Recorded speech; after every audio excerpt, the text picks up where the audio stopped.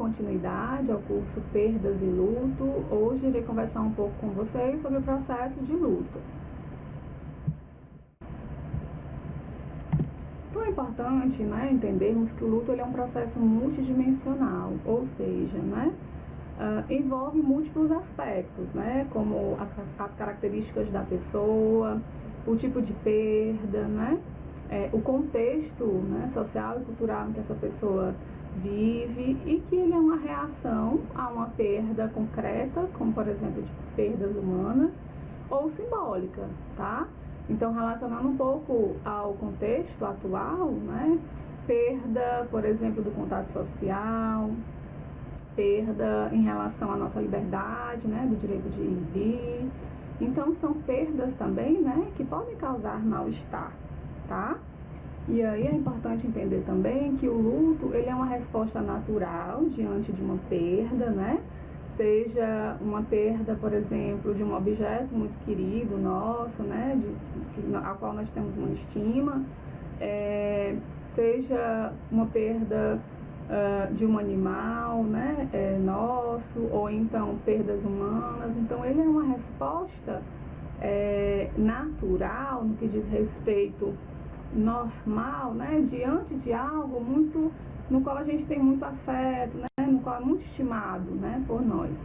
E ele é vivido, pela maioria das pessoas diversas vezes ao longo da vida, desde a nossa infância.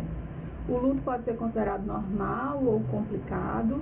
O luto normal não quer dizer que não tenha sofrimento, não é isso. O que quer dizer é que a pessoa sente a perda, mas também há um processo de continuidade da vida, de retomada de projetos, de retomada de atividades, em que a pessoa oscila entre o sofrimento decorrente da perda, mas ao mesmo tempo um movimento, de buscar realizar coisas, da sua rotina, da sua vida de uma forma em geral.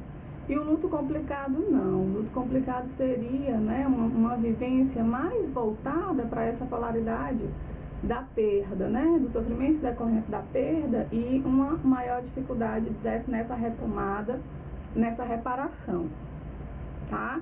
E o luto ele é uma resposta esperada nos contextos de pandemia, considerando as mudanças que no contexto, de uma forma em geral, a partir das pandemias, seja nas nossas relações socioafetivas, seja nas nossas relações de trabalho, com o impacto na economia, seja nos casos de pessoas que vêm a óbito, e o fator complicador, por exemplo, no acesso ao sistema de funerárias, Então, realmente a experiência do luto ela é esperada nas situações, nos contextos de pandemia, ok? Uma autora, médica psiquiatra, que é muito conhecida em relação ao estudo do luto, Elizabeth Kubler-Ross, que ao acompanhar seus pacientes, no final da vida, identificou que esses pacientes passavam, por 5 estágios, no que diz respeito à experiência de luto. O primeiro estágio de negação e isolamento, o segundo estágio a raiva, o terceiro estágio a barganha, o quarto estágio a depressão e o quinto estágio a aceitação. Então, o primeiro estágio, de negação e isolamento, é esse estágio em que há uma recusa, a confrontar-se com a situação. Então, normalmente o paciente ele nega essa experiência, e repete uma frase que caracteriza muito esse momento, é de que não pode ser verdade o que está acontecendo com ele, certo? Depois de um tempo, instala-se um sentimento de raiva. Então é o momento em que a pessoa ela começa a externalizar essa raiva, externalizar o que está sentindo, E aí vem a frase, por exemplo, por que eu? Por que isso aconteceu comigo?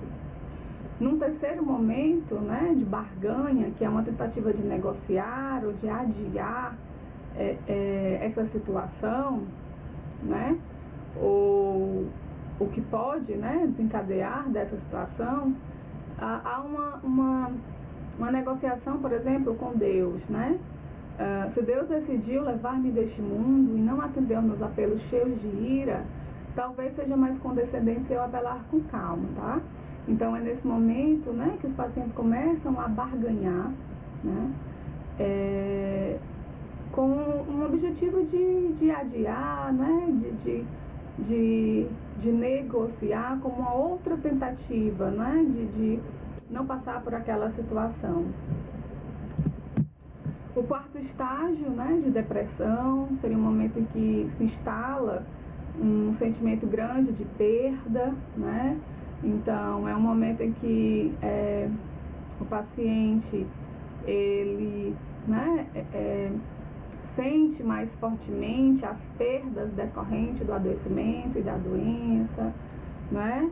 E aí vem aquela reflexão de que nunca mais será como antigamente, perdas relacionadas aos contatos com, né, com as famílias, de lazer, de trabalho, né, de viagens, né, ou outras formas de relação.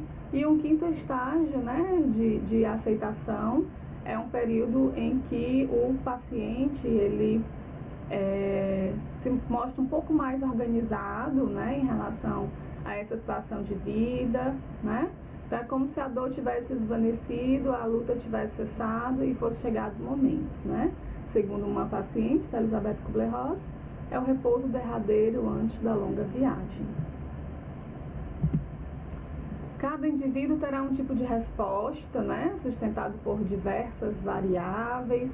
Então, a experiência, né, de luto, o processo de luto, ele tem a ver, por exemplo, com as condições pessoais da história de vida, né, ele tem a ver com o sujeito, com o suporte social que essa pessoa possui, com o contexto cultural dela e com as características do relacionamento perdido, né? Se era uma pessoa muito próxima, como um filho, né, um companheiro, uma companheira, e das condições da perda, né, se deu por Covid-19 ou se deu por um outro motivo, num contexto de Covid-19, né, ou pensando, né, em situações fora do que nós estamos vivendo atualmente, né, se aconteceu por uma outra doença e não nesse período. Então, né, todos esses aspectos interferem no processo de luto, tá? Algumas tarefas são essenciais para a elaboração do luto, tá? Então, por exemplo, aceitar a realidade da perda, né? Que aquele objeto, que aquele animal, que aquela pessoa, né? Que aquele formato de vida não é mais o formato atual. Aquela pessoa não está mais aqui, aquele animalzinho não está mais aqui. Reconhecer o sofrimento, né, desencadeado pela perda, né? Assim, ter consciência de que aquilo desencadeou um sofrimento, de que a pessoa está em sofrimento. A adaptação ao contexto de vida sem a presença da pessoa falecida, né? Então, muitas vezes essa experiência pode ser muito forte, né, em famílias em que a pessoa que veio a óbito era ou a provedora da casa, né? Era uma pessoa que tinha um papel de maior liderança, resolução dos problemas da família, tá? Então, são circunstâncias que realmente podem ser mais conflituosas, né, nesse processo de elaboração do luto. Reposicionamento emocional da pessoa falecida, ou seja, né, qual o novo lugar que aquela pessoa que faleceu terá, né, em termos de lembranças, em termos de memória, de sentimentos, para as pessoas que ficaram, que permaneceram, né, naquela família. E aí, gente, eu acho que é muito importante a gente pensar, né, pela quantidade de óbitos que tem ocorrido, por ser um tema, né, o qual estamos escutando falar mais, né, nesse período de Covid, mas ao mesmo tempo um falar temeroso, né? E aí, assim, é uma pergunta, tememos e negamos a realidade da morte, mas ao mesmo tempo é uma reflexão, né?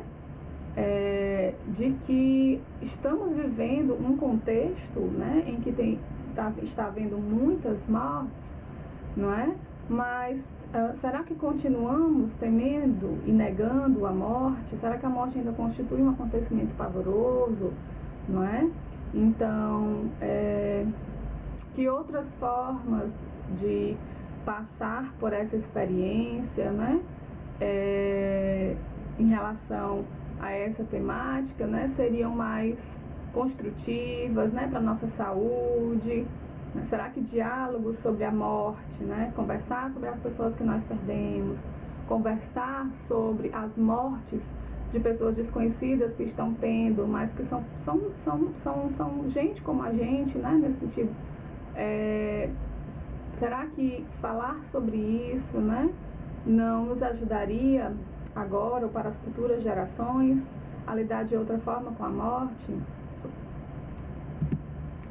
Aqui eu deixo como sugestões, né, para vocês continuarem as reflexões sobre luto, perdas, morte, alguns exemplos, indicações de filmes, tá? E de série, para pensar tanto as perdas, né, e o luto no âmbito da pessoa, né, dos personagens, como das famílias e dos profissionais, tá bom? Espero que gostem. E aí, por último, né, o que é possível aprender com as perdas e luto, né? Será que podemos sair dessas experiências mais fortalecidos, né? Será que é possível identificar algum aspecto positivo nessas experiências? Eu espero que sim. Até mais. Não deixa de conferir os outros cursos e as entrevistas com os especialistas. Tchau, tchau.